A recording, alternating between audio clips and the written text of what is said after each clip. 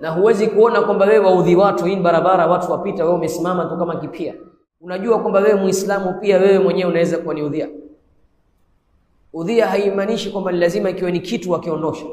Hata wewe mwenyewe Muislamu unaweza kuwa ni udhia barabarani. Alaysa kadhalik? Kaif? Mathalan, leo mara nyingi mabarubaru wanapenda kukaa kwenye mabaraza. Vijana wanapenda sana kukaa kwenye mabaraza. Na wakikaa kwenye baraza huwa wanakosea heshima wenzetu.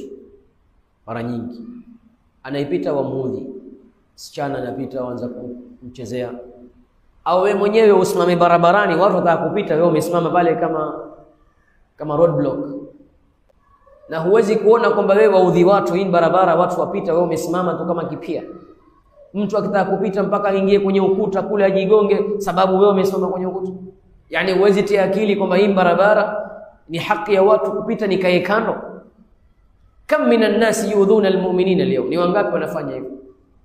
Kaa barabarani hana la kufanya tena, wakae na kigaro grupu watu watatu wanne watano wamepiga circle pale watia story barabarani, njia kabisa fi wasat at-tariq.